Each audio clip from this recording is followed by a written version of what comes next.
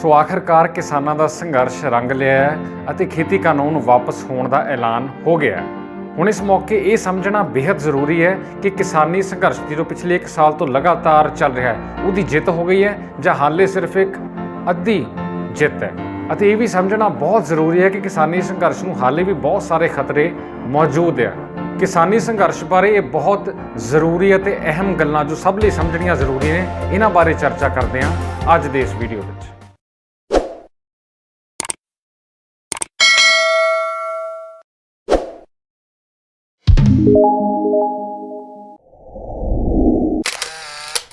ਪਿਛਲੇ 1.5 ਸਾਲ ਤੋਂ ਲਗਾਤਾਰ ਚੱਲ ਰਹੇ ਕਿਸਾਨੀ ਸੰਘਰਸ਼ ਦੀ ਇਹ ਬਹੁਤ ਵੱਡੀ ਕਾਮਯਾਬੀ ਹੈ ਕਿ ਖੇਤੀ ਕਾਨੂੰਨਾਂ ਨੂੰ ਵਾਪਸ ਲੈਣ ਦਾ ਐਲਾਨ ਹੋਇਆ ਹੈ। ਐਲਾਨ ਉਸ ਸਰਕਾਰ ਵੱਲੋਂ ਹੋਇਆ, ਉਸ ਸਰਕਾਰ ਦੇ ਆਗੂਆਂ ਵੱਲੋਂ ਹੋਇਆ, ਉਸ ਪਾਰਟੀ ਵੱਲੋਂ ਹੋਇਆ ਜਿਹਦੇ ਬਾਰੇ ਮੰਨਿਆ ਜਾਂਦਾ ਕਿ ਬਹੁਤ ਸ਼ਕਤੀਸ਼ਾਲੀ ਅਤੇ ਤਾਕਤਵਰ ਬਹੁਮਤ ਵਾਲੀ ਪਾਰਟੀ ਹੈ, ਬਹੁਮਤ ਵਾਲੀ ਸਰਕਾਰ ਹੈ, ਬਹੁਮਤ ਵਾਲੇ ਆਗੂ ਨੇ ਜਿਹੜੇ ਕਿਸੇ ਵੀ ਫੈਸਲੇ ਤੋਂ ਪਿੱਛੇ ਨਹੀਂ ਹਟਦੇ, ਚਾਹੇ ਉਹ CA NRC ਦਾ ਮੁੱਦਾ ਹੋਵੇ, ਟ੍ਰਿਪਲ ਤਲਾਕ ਕਾਨੂੰਨ ਦਾ ਮੁੱਦਾ ਹੋਵੇ, ਜਾਂ ਪਿਛਲੇ ਦਿਨੀ ਤੁਸੀਂ ਵੇਖਿਆ ਸੁਣਿਆ ਹੋਣਾ CBI ਅਤੇ ਇਨਫੋਰਸਮੈਂਟ ਡਾਇਰੈਕਟੋਰੇਟ ਦੇ ਮੁਖੀਆਂ ਦੀ ਨਿਯੁਕਤੀ ਕਰਨ ਦਾ ਮਾਮਲਾ ਹੋਵੇ। ਸਰਕਾਰ ਕਿਸੇ ਮੁੱਦੇ ਉੱਤੇ ਪਿੱਛੇ ਨਹੀਂ ਹਟਦੀ, ਪਰ ਇਸ ਮੁੱਦੇ ਉੱਤੇ ਕਿਸਾਨੀ ਸੰਘਰਸ਼ ਦੇ ਮੁੱਦੇ ਉੱਤੇ ਉਹਨਾਂ ਨੂੰ ਪਿੱਛੇ ਹਟਣਾ ਪਿਆ, ਕਾਨੂੰਨ ਵਾਪਸੀ ਦਾ ਐਲਾਨ ਕਰਨਾ ਪਿਆ।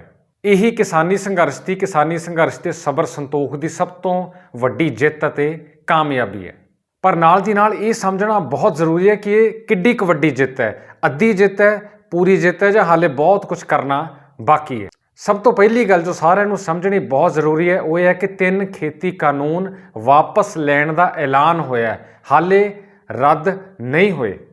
ਐਲਾਨ ਹੋਣ ਅਤੇ ਰੱਦ ਹੋਣ ਵਿੱਚ ਬਹੁਤ ਫਰਕ ਹੁੰਦਾ ਹੈ। ਰੱਦ ਕਿਵੇਂ ਅਤੇ ਕਿੱਥੇ ਹੋਣੇ ਨੇ? ਰੱਦ ਪਾਰਲੀਮੈਂਟ ਵਿੱਚ ਜਾ ਕੇ ਹੋਣੇ ਨੇ, ਉਸੇ ਪਾਰਲੀਮੈਂਟ ਵਿੱਚ ਜਿੱਥੋਂ ਇਹ ਕਾਨੂੰਨ ਬਣੇ ਸੀ। ਪਾਰਲੀਮੈਂਟ ਦਾ ਸਰਦ ਰੁੱਤ ਦਾ ਵਿੰਟਰ ਸੈਸ਼ਨ 29 ਨਵੰਬਰ ਤੋਂ ਸ਼ੁਰੂ ਹੋਣਾ ਹੈ ਅਤੇ ਕੀਤੇ ਐਲਾਨ ਮੁਤਾਬਕ ਉਸੇ ਸੈਸ਼ਨ ਵਿੱਚ ਇਹਨਾਂ ਨੂੰ ਕਾਨੂੰਨੀ ਰੂਪ ਵਿੱਚ ਵਾਪਸ ਲਿਆ ਜਾਵੇਗਾ, ਰੱਦ ਕੀਤਾ ਜਾਵੇਗਾ। ਪਰ ਉਹਨੇ ਦਿਨਾਂ ਤੱਕ ਕਾਨੂੰਨ ਵਾਪਸ ਲੈਣ ਦੀ ਗੱਲ ਹਾਲੇ ਸਿਰਫ ਜ਼ੁਬਾਨੀ ਗੱਲ ਹੀ ਮੰਨੀ ਜਾਊਗੀ। ਇਸੇ ਕਰਕੇ ਤੁਹਾਨੂੰ ਯਾਦ ਹੋਣਾ ਕਿ ਕਿਸਾਨ ਜਥੇਬੰਦੀਆਂ ਨੇ ਉਸੇ ਦਿਨ ਇਹ ਗੱਲ ਕਹੀ ਸੀ ਕਿ ਜਦ ਤੱਕ ਪਾਰਲੀਮੈਂਟ ਵਿੱਚ ਕਾਨੂੰਨ ਰੱਦ ਨਹੀਂ ਹੋ ਜਾਂਦੇ, ਕਾਗਜ਼ ਉਹਨਾਂ ਦੇ ਹੱਥ ਵਿੱਚ ਨਹੀਂ ਆ ਜਾਂਦਾ, ਤਦ ਤੱਕ ਉਹ ਆਪਣਾ ਅੰਦੋਲਨ ਜਾਰੀ ਰੱਖਣ ਅਤੇ ਉਦੋਂ ਤੱਕ ਜ਼ੁਬਾਨੀ ਗੱਲ ਉੱਤੇ ਉਹ ਭਰੋਸਾ ਨਹੀਂ ਕਰ ਸਕਦੇ।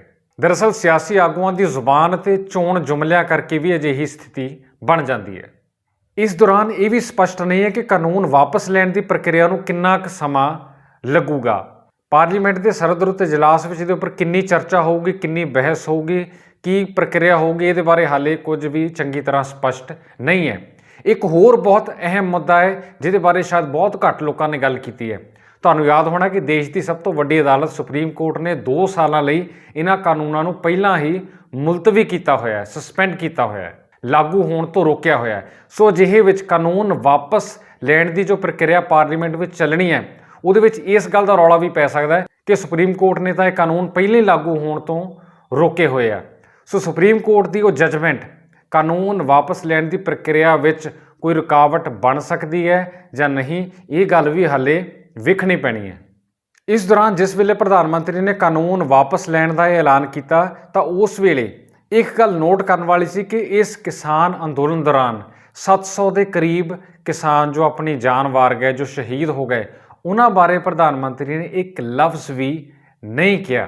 ਉਹਨਾਂ ਬਾਰੇ ਨਾ ਕੋਈ ਮੁਆਵਜ਼ਾ, ਨਾ ਹਮਦਰਦੀ ਦੇ ਬੋਲ ਕਦੇ ਵੀ ਨਹੀਂ ਬੋਲੇ ਗਏ ਅਤੇ ਨਾ ਹੀ ਐਤਕੀ ਹੋਇਆ। ਇਸੇ ਤਰ੍ਹਾਂ ਕਿਸਾਨੀ ਸੰਘਰਸ਼ ਦੌਰਾਨ ਬਹੁਤ ਸਾਰੇ ਕਿਸਾਨਾਂ ਉੱਤੇ ਪੁਲਿਸ ਮਾਮਲੇ ਦਰਜ ਨੇ, ਪਰਚੇ ਦਰਜ ਹੋਏ ਨੇ। ਕਈ ਨੌਜਵਾਨ ਹਾਲੇ ਵੀ ਜੇਲ੍ਹ ਵਿੱਚ ਬੰਦ ਨੇ, ਕਈਆਂ ਉੱਪਰ UAPA ਵਰਗੇ ਐਕਟ ਲੱਗੇ ਹੋਏ ਨੇ, ਕੇਸ ਚੱਲ ਰਹੇ ਨੇ, ਤਰੀਕਾਂ ਉਹਨਾਂ ਨੂੰ ਭੁਗਤਣੀਆਂ ਪੈ ਰਹੀਆਂ ਨੇ। ਉਹਨਾਂ ਬਾਰੇ ਵੀ ਕੋਈ ਸਪਸ਼ਟਤਾ ਨਹੀਂ ਦਿੱਤੀ ਗਈ ਕਿ ਉਹਨਾਂ ਮਾਮਲਿਆਂ ਨੂੰ ਵੀ ਵਾਪਸ ਲਿਆ ਜਾਊਗਾ ਜਾਂ ਉਹਨਾਂ ਨੌਜਵਾਨਾਂ ਨੂੰ ਜਾਂ ਕਿਸਾਨਾਂ ਨੂੰ ਕੋਈ ਰਾਹਤ ਦਿੱਤੀ ਜਾਊਗੀ ਜਾਂ ਨਹੀਂ, ਇਹਦੇ ਬਾਰੇ ਕੁਝ ਨਹੀਂ ਦੱਸਿਆ ਗਿਆ। ਇਹ ਵੀ ਬਹੁਤ ਨੋਟ ਕਰਨ ਵਾਲਾ ਪਹਿਲੂ ਹੈ। ਭਾਵੇਂ ਕਾਨੂੰਨ ਵਾਪਸ ਲੈਣ ਲੱਗੇ ਇਹ ਕਿਹਾ ਗਿਆ ਸੀ ਕਿ ਕੇਂਦਰ ਸਰਕਾਰ ਵੱਲੋਂ ਪੂਰੀ ਕੋਸ਼ਿਸ਼ ਕੀਤੀ ਗਈ, ਪਰ ਕੁਝ ਕਿਸਾਨਾਂ ਨੂੰ ਉਹ ਸਮਝਾਉਣ ਵਿੱਚ ਨਾਕਾਮਯਾਬ ਰਹੇ ਤੇ ਇਸੇ ਕਰਕੇ ਕਾਨੂੰਨ ਵਾਪਸ ਲੈ ਰਹੇ ਨੇ। ਵੀ ਉਹਨਾਂ ਦੇ ਕਹਿਣ ਮੁਤਾਬਕ ਜੇਕਰ ਕੁਝ ਲੋਕਾਂ ਦੇ ਕਰਕੇ ਫੈਸਲਾ ਲਿਆ ਗਿਆ ਤਾਂ ਕਦੀ ਵੀ ਸਰਕਾਰ ਕੁਝ ਲੋਕਾਂ ਦੇ ਕਰਕੇ ਕੋਈ ਫੈਸਲਾ ਨਹੀਂ ਲੈਂਦੀ ਹੁੰਦੀ। ਇਹਦੇ ਪਿੱਛੇ ਬਹੁਤ ਵੱਡੇ ਕਾਰਨ ਹੁੰਦੇ ਨੇ, ਇਹ ਚੀਜ਼ ਹੁਣ ਸਾਰਿਆਂ ਨੂੰ ਪਤਾ ਲੱਗ ਚੁੱਕੀ ਹੈ। ਕਾਨੂੰਨ ਵਾਪਸ ਲੈਣ ਦੇ ਐਲਾਨ ਉੱਤੇ ਜ਼ਿਆਦਾ ਖੁਸ਼ੀ ਇਸ ਕਰਕੇ ਵੀ ਨਹੀਂ ਕੀਤੀ ਜਾ ਸਕਦੀ, ਜ਼ਿਆਦਾ ਵੱਡੀ ਜਿੱਤ ਇਸ ਨੂੰ ਇਸ ਕਰਕੇ ਵੀ ਨਹੀਂ ਮੰਨਿਆ ਜਾ ਸਕਦਾ, ਅੱਧੀ ਜਿੱਤ ਨੂੰ ਇਸ ਕਰਕੇ ਕਿਹਾ ਜਾ ਰਿਹਾ ਕਿਉਂਕਿ ਕਿਸਾਨਾਂ ਨੂੰ ਹਾਲੇ ਨਵਾਂ ਕੁਝ ਨਹੀਂ ਹਾਸਲ ਹੋਇਆ। ਹੁਣ ਤੱਕ ਜਿੱਤ ਉਸ ਮਾਮਲੇ ਵਿੱਚ ਹੋਈ ਹੈ ਕਿ ਜੋ ਚੀਜ਼ ਕਿਸਾਨਾਂ ਨੂੰ ਨਹੀਂ ਚਾਹੀਦੀ ਸੀ, ਉਹ ਜੋ ਬਦੋ-ਬਦੀ ਉਹਨਾਂ ਉੱਪਰ ਥੋਪੀ ਜਾ ਰਹੀ ਸੀ, ਉਹਨੂੰ ਵਾਪਸ ਲੈਣ ਦਾ ਐਲਾਨ ਹੋਇਆ। ਪਰ ਕਿਸਾਨਾਂ ਦੇ ਪੱਲੇ ਨਵਾਂ ਕੁਝ ਵੀ ਹਾਲੇ ਨਹੀਂ ਪਿਆ। ਇਸ ਚੀਜ਼ ਨੂੰ ਸਾਰੇ ਜ਼ਰੂਰ ਸਮਝਣ ਕਿ ਪਿਛਲੀ ਗਲਤੀ ਜੋ 3 ਖੇਤੀ ਕਾਨੂੰਨ ਬਦੋ-ਬਦੀ ਥੋਪੇ ਜਾ ਰਹੇ ਸੀ, ਉਹਨਾਂ ਨੂੰ ਹੀ ਵਾਪਸ ਲਿਆ ਗਿਆ। ਜਦਕਿ ਕਿਸਾਨਾਂ ਦੀ ਪ੍ਰਮੁੱਖ ਮੰਗ ਇਹ ਵੀ ਹੈ ਕਿ MSP ਯਾਨੀ ਫਸਲਾਂ ਦਾ ਘੱਟੋ ਘੱਟ ਸਮਰਥਨ ਮੁੱਲ ਕਾਨੂੰਨੀ ਰੂਪ ਵਿੱਚ ਲਾਗੂ ਕੀਤਾ ਜਾਵੇ। MSP ਨੂੰ ਕਾਨੂੰਨੀ ਰੂਪ ਦਿੱਤਾ ਜਾਵੇ। 3 ਖੇਤੀ ਕਾਨੂੰਨ ਰੱਦ ਕਰਾਉਣ ਦੇ ਨਾਲ ਇਹ ਵੀ ਉਨੀ ਹੀ ਜ਼ਰੂਰੀ ਮੰਗ ਹੈ ਜੋ ਕਿਸਾਨ ਜਥੇਬੰਦੀਆਂ ਲਗਾਤਾਰ ਕੇਂਦਰ ਸਰਕਾਰ ਦੇ ਮੂਹਰੇ ਰੱਖਦੀਆਂ ਰਹੀਆਂ ਨੇ। ਸੋ ਕਾਨੂੰਨ ਵਾਪਸ ਤਾਂ ਹੋ ਗਏ, ਅੱਧੀ ਲੜਾਈ ਤਾਂ ਜਿੱਤੀ ਗਈ, ਪਰ MSP ਨੂੰ ਕਾਨੂੰਨੀ ਰੂਪ ਦੇਣਾ ਇਹ ਵੀ ਓਡੀ ਹੀ ਵੱਡੀ ਮੰਗ ਹੈ ਤੇ ਇਹਦੇ ਬਾਰੇ ਹਾਲੇ ਤੱਕ ਵੀ ਸਰਕਾਰ ਵੱਲੋਂ ਕੋਈ ਐਲਾਨ ਨਹੀਂ ਹੋਇਆ। ਸਿਰਫ ਇੰਨਾ ਕਿਹਾ ਗਿਆ ਕਿ MSP ਨੂੰ ਪਾਰਦਰਸ਼ੀ ਬਣਾਇਆ ਜਾਵੇਗਾ। ਪਰ ਕਿਸਾਨਾਂ ਦੀ ਮੰਗ ਹਮੇਸ਼ਾ ਇਹੀ ਰਹੀ ਹੈ ਕਿ MSP ਨੂੰ ਕਾਨੂੰਨੀ ਰੂਪ ਵਿੱਚ ਲਾਗੂ ਕੀਤਾ ਜਾਵੇ ਤਾਂ ਜੋ ਕਿਸਾਨਾਂ ਨੂੰ ਉਹਨਾਂ ਦੀਆਂ ਫਸਲਾਂ ਦਾ ਮੁੱਲ ਕਾਨੂੰਨ ਦੇ ਰੂਪ ਵਿੱਚ ਮਿਲੇ ਅਤੇ ਇਹਦੀ ਉਲੰਘਣਾ ਨਾ ਹੋਵੇ। ਸੋ ਅਸਲ ਸਥਿਤੀ ਇਹ ਹੈ ਕਿ ਜੋ ਕਿਸਾਨਾਂ ਨੂੰ ਨਹੀਂ ਚਾਹੀਦਾ ਸੀ, ਭਾਵ 3 ਖੇਤੀ ਕਾਨੂੰਨ, ਉਹ ਵਾਪਸ ਹੋ ਗਏ ਨੇ, ਪਰ ਜੋ ਕਿਸਾਨਾਂ ਨੂੰ ਚਾਹੀਦਾ ਹੈ ਉਹ ਹਾਲੇ ਵੀ ਨਹੀਂ ਮਿਲਿਆ, ਉਹ ਮਿਲਣਾ ਬਾਕੀ ਹੈ। ਸੋ ਅਜਿਹੇ ਮੌਕੇ ਕੁਝ ਲੋਕੀ ਜੋ ਸਿਆਸੀ ਚਾਪਲੂਸੀ ਜਾਂ ਨਿੱਜੀ ਸਵਾਰਥ ਕਰਕੇ ਧੰਨਵਾਦ ਕਰ ਰਹੇ ਨੇ, ਖੁਸ਼ੀ ਦਾ ਪ੍ਰਗਟਾਵਾ ਕਰ ਰਹੇ ਨੇ, ਇਸ ਨੂੰ ਇੱਕ ਇਤਿਹਾਸਕ ਫੈਸਲਾ ਦੱਸ ਰਹੇ ਨੇ, ਉਹਨਾਂ ਨੂੰ ਆਪਣੇ ਅੰਦਰ ਝਾਕਣ ਦੀ ਲੋੜ ਹੈ ਕਿ ਇਹ ਕੋਈ ਇਤਿਹਾਸਕ ਫੈਸਲਾ ਹਾਲੇ ਨਹੀਂ ਹੋਇਆ। ਹੁਣ ਇਸ ਪੂਰੇ ਘਟਨਾਕ੍ਰਮ ਦਾ ਇੱਕ ਸਿਆਸੀ ਐਂਗਲ ਵੀ ਹੈ, ਪੋਲੀਟੀਕਲ ਐਂਗਲ ਵੀ ਹੈ, ਕਿਉਂਕਿ ਤੁਸੀਂ ਜਾਣਦੇ ਹੋ ਕਿ ਆਉਣ ਵਾਲੇ ਦਿਨਾਂ ਦੌਰਾਨ ਕੁਝ ਸੂਬਿਆਂ ਵਿੱਚ ਵਿਧਾਨ ਸਭਾ ਚੋਣਾਂ ਹੋਣੀਆਂ ਨੇ। ਚੋਣਾਂ ਬਿਲਕੁਲ ਨੇੜੇ ਆ ਚੁੱਕੀਆਂ ਨੇ, ਜਿਨ੍ਹਾਂ ਵਿੱਚੋਂ ਪ੍ਰਮੁੱਖ 2 ਸੂਬੇ ਨੇ, ਉੱਤਰ ਪ੍ਰਦੇਸ਼ ਅਤੇ ਪੰਜਾਬ। ਉੱਤਰ ਪ੍ਰਦੇਸ਼ ਨੂੰ ਕੇਂਦਰ ਸਰਕਾਰ ਬਹੁਤ ਵਕਾਰੀ ਸੂਬਾ ਮੰਨ ਕੇ ਚੱਲਦੀ ਹੈ। ਉੱਥੋਂ ਦੀ ਜਿੱਤ ਅਤੇ ਉੱਥੋਂ ਦੇ ਨਤੀਜੇ ਇਹਨਾਂ ਲਈ ਬਹੁਤ ਮਾਇਨੇ ਰੱਖਦੇ ਨੇ। ਇਹਨਾਂ ਸੂਬਿਆਂ ਦੀਆਂ ਵਿਧਾਨ ਸਭਾ ਚੋਣਾਂ ਦਾ ਪਰਛਾਵਾਂ ਵੀ ਇਸ ਫੈਸਲੇ ਉੱਤੇ ਸਾਫ਼ ਨਜ਼ਰ ਆਉਂਦਾ ਹੈ। ਸਿਆਸੀ ਮਾਹਿਰਾਂ ਮੁਤਾਬਕ ਉਹਨਾਂ ਦਾ ਕਹਿਣਾ ਹੈ ਕਿ ਸਿਆਸੀ ਜੋੜ ਤੋੜ ਨੂੰ ਵੇਖ ਕੇ ਇਹ ਫੈਸਲਾ ਲਿਆ ਗਿਆ ਹੈ ਤਾਂ ਕਿ ਚੋਣਾਂ ਵਿੱਚ ਕਿਸਾਨੀ ਅੰਦੋਲਨ ਦਾ ਅਤੇ ਵਿਰੋਧੀ ਪਾਰਟੀਆਂ ਵੱਲੋਂ ਕਿਸਾਨੀ ਦੇ ਮੁੱਦੇ ਨੂੰ ਚੁੱਕਣ ਦਾ ਅਸਰ ਘਟਾਇਆ ਜਾ ਸਕੇ। ਇਸੇ ਤਰ੍ਹਾਂ ਪੰਜਾਬ ਵਿੱਚ ਵੀ ਆਪਣੇ ਪੈਰ ਉਖੜਦੇ ਵੇਖ ਕੇ ਕੁਝ ਫੈਸਲੇ ਲਏ ਗਏ ਹੋਣ ਦੀ ਸੰਭਾਵਨਾ ਨਜ਼ਰ ਆਉਂਦੀ ਹੈ।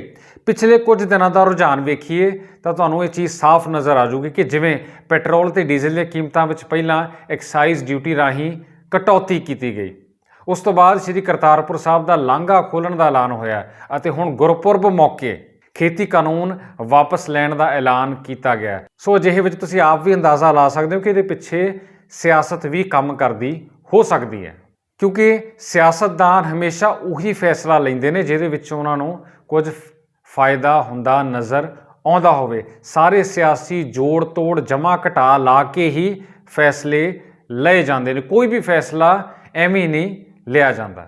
ਭਾਵੇਂ ਇਹਦੇ ਪਿੱਛੇ ਸਿਆਸਤ ਵੀ ਕਿਉਂ ਨਾ ਕੰਮ ਕਰ ਰਹੀ ਹੋਵੇ, ਪਰ ਇੱਕ ਸੰਤੋਖ ਵਾਲੀ ਗੱਲ ਇਹ ਹੈ ਕਿ ਕਿਸਾਨ ਜਥੇਬੰਦੀਆਂ ਤੇ ਕਿਸਾਨ ਆਗੂ ਸਿਆਸਤ ਪੱਖੋਂ ਵੀ ਸੂਝ-ਬੂਝ ਦਾ ਪ੍ਰਗਟਾਵਾ ਕਰਦੇ ਰਹੇ ਨੇ। ਸਿਆਸੀ ਚਾਲਾਂ ਨੂੰ, ਸਿਆਸੀ ਸਰਗਰਮੀਆਂ ਨੂੰ ਉਹ ਸਮਝਣ ਲੱਗ ਪਏ ਨੇ ਅਤੇ ਸਿਆਸੀ ਤੌਰ ਉੱਤੇ ਵੀ ਖੜੇ ਹੋਣ ਲਈ ਮਜ਼ਬੂਤ ਲੱਗਦੇ ਨੇ ਕਿ ਕਿਸਾਨਾਂ ਨੇ ਸਿਆਸੀ ਤੌਰ ਉੱਤੇ ਵੀ ਆਪਣੀ ਹੋਂਦ ਪ੍ਰਗਟਾ ਦਿੱਤੀ ਹੈ ਅਤੇ ਸਿਆਸੀ ਪਾਰਟੀਆਂ ਨੂੰ ਸਿਆਸੀ ਮਾਹੌਲ ਵਿੱਚ ਵੀ ਸੋਚਣ ਲਾ ਦਿੱਤਾ ਹੈ। ਇਹ ਵੀ ਕਿਸਾਨੀ ਸੰਘਰਸ਼ ਦੀ ਇੱਕ ਬਹੁਤ ਵੱਡੀ ਪ੍ਰਾਪਤੀ ਕਹੀ ਜਾ ਸਕਦੀ ਹੈ। ਕੁੱਲ ਮਿਲਾ ਕੇ ਕਿਸਾਨੀ ਸੰਘਰਸ਼ ਦੀ ਇੱਕ ਬਹੁਤ ਵੱਡੀ ਜਿੱਤ ਅਤੇ ਕਾਮਯਾਬੀ ਕਹੀ ਜਾ ਸਕਦੀ ਹੈ ਕਿ ਉਸਨੇ ਬਹੁਤ ਵੱਡੀ ਤਾਕਤਵਰ ਸ਼ਕਤੀਸ਼ਾਲੀ ਸਰਕਾਰ, ਅਣਗਿਣਤ ਸਾਧਨਾਂ ਵਾਲੀ ਸਰਕਾਰ ਨੂੰ ਪਿੱਛੇ ਹਟਣ ਲਈ ਮਜਬੂਰ ਕੀਤਾ ਹੈ। ਸਰਕਾਰ ਦੇ ਨਾਲ ਇੱਕ ਹੋਰ ਧਿਰ ਅਜਿਹੀ ਹੈ ਜਿਹਦੇ ਬਾਰੇ ਗੱਲ ਕਰਨਾ ਬਹੁਤ ਜ਼ਰੂਰੀ ਹੈ, ਉਹ ਹੈ ਸਾਡੇ ਦੇਸ਼ ਦਾ ਗੋਦੀ ਮੀਡੀਆ, ਦਲਾਲ ਮੀਡੀਆ। ਉਹਦੀ ਵੀ ਇੱਕ ਬਹੁਤ ਵੱਡੀ ਹਾਰ ਹੋਈ ਹੈ। ਉਹੀ ਗੋਦੀ ਦਲਾਲ ਮੀਡੀਆ ਜਿਹਨੇ ਸਾਰਾ ਸਾਲ ਕਿਸਾਨਾਂ ਨੂੰ ਬਦਨਾਮ ਕਰਨ ਵਿੱਚ ਕੋਈ ਕਸਰ ਨਹੀਂ ਛੱਡੀ, ਅੱਡੀ ਚੋਟੀ ਦਾ ਜ਼ੋਰ ਲਾ ਲਿਆ, ਹਰ ਸਾਧਨ ਹਰ ਹੀਲਾ ਵਸੀਲਾ ਵਰਤ ਲਿਆ, ਪਰ ਗੋਦੀ ਮੀਡੀਆ ਵੀ ਐਤਕੀ ਮੂੰਹ ਦੇ ਮੂੰਹ ਡਿੱਗਿਆ। ਹਾਲਾਂਕਿ ਇਹ ਗੋਦੀ ਮੀਡੀਆ ਹੁਣ ਵੀ ਕਿਸਾਨਾਂ ਨੂੰ ਬਦਨਾਮ ਕਰਨ ਵਿੱਚ ਕੋਈ ਕਸਰ ਨਹੀਂ ਛੱਡ ਰਿਹਾ ਤੇ ਅੱਗੇ ਵੀ ਇਹਨੇ ਕਰਦੇ ਰਹਿਣਾ, ਪਰ ਇੱਕ ਵਾਰ ਗੋਦੀ ਮੀਡੀਆ ਦੇ ਮੂੰਹ ਤੇ ਵੀ ਬਹੁਤ ਤਕੜਾ ਤਮਾਚਾ ਪਿਆ ਹੈ। ਇੱਕ ਵਾਰ ਤਾਂ ਗੋਦੀ ਮੀਡੀਆ ਦੀ ਵੀ ਬੋਲਤੀ ਕਿਸਾਨਾਂ ਨੇ ਹੁਣ ਬੰਦ ਕਰਵਾ ਦਿੱਤੀ ਹੈ। ਕਿਸਾਨੀ ਸੰਘਰਸ਼ ਬਾਰੇ ਅਸੀਂ ਜਦੋਂ ਵੀ ਵੀਡੀਓ ਬਣਾਇਆ ਸੀ ਵਾਰ-ਵਾਰ ਕਿਹਾ ਕਿ ਕਿਸਾਨੀ ਸੰਘਰਸ਼ ਨੂੰ ਰੋਕਣ ਲਈ, ਇਹਨੂੰ ਠੱਲ ਪਾਉਣ ਲਈ ਸਾਮ ਦਾਮ ਦੰਡ ਭੇਦ ਹਰ ਤਰੀਕਾ ਵਰਤਿਆ ਗਿਆ, ਪਰ ਇਹ ਕਿਸਾਨਾਂ ਦੇ ਸਬਰ ਦਾ ਬਹੁਤ ਵੱਡਾ ਇਮਤਿਹਾਨ ਸੀ ਜਿਹਨੂੰ ਉਹਨਾਂ ਨੇ ਸਫਲਤਾ ਦੇ ਨਾਲ ਪਾਸ ਕੀਤਾ। ਹਰ ਚਾਲ ਨੂੰ ਨਾਕਾਮਯਾਬ ਕੀਤਾ ਤੇ ਮੋਰਚੇ ਨੂੰ ਜਿੱਤ ਵੱਲ ਵਧਾ ਦਿੱਤਾ ਹੈ। ਅਜਿਹੇ ਵਿੱਚ ਕਾਨੂੰਨ ਵਾਪਸ ਲੈਣ ਤੋਂ ਇਲਾਵਾ ਹੋਰ ਕੋਈ ਚਾਰਾ ਬਚਿਆ ਹੀ ਨਹੀਂ ਸੀ, ਕਿਉਂਕਿ ਜਦੋਂ ਗੱਲ ਵੋਟਾਂ ਤੱਕ ਪਹੁੰਚ ਜਾਵੇ, ਜਦੋਂ ਸੇਕ ਵੋਟਾਂ ਨੂੰ ਲੱਗਣਾ ਸ਼ੁਰੂ ਹੋ ਜਾਵੇ ਤਾਂ ਅਜਿਹੇ ਫੈਸਲੇ ਲੈਣੇ ਹੀ ਪੈਂਦੇ ਨੇ। ਸੋ ਦਿੱਲੀ ਮੋਰਚੇ ਵਿੱਚ ਬੈਠੇ ਹਰ ਬਜ਼ੁਰਗ, ਹਰ ਬੱਚੇ, ਹਰ ਨੌਜਵਾਨ, ਹਰ ਬੀਬੀ ਨੂੰ ਵਧਾਈ, ਮੁਬਾਰਕ ਕਿ ਉਹਨਾਂ ਨੇ ਆਪਣੇ ਸਿਰੜ ਸਦਕਾ ਏਡੀ ਵੱਡੀ ਕਾਮਯਾਬੀ ਹਾਸਲ ਕੀਤੀ ਹੈ, ਨਾਮੁਮਕਿਨ ਨੂੰ ਮੁਮਕਿਨ ਕਰ ਵਿਖਾਇਆ। ਅਤੇ ਨਾਲ ਦੀ ਨਾਲ ਆਸ ਹੈ ਕਿ ਜਿਵੇਂ ਅੱਧਾ ਮੋਰਚਾ ਜਿੱਤਿਆ ਗਿਆ, ਉਵੇਂ ਹੀ ਚੌਕਸ ਰਹਿ ਕੇ, ਚੁਕੰਨੇ ਰਹਿ ਕੇ ਬਾਕੀ ਰਹਿੰਦਾ ਮੋਰਚਾ ਵੀ ਇਸੇ ਤਰ੍ਹਾਂ ਜਲਦੀ ਹੀ ਜਿੱਤਿਆ ਜਾਊਗਾ।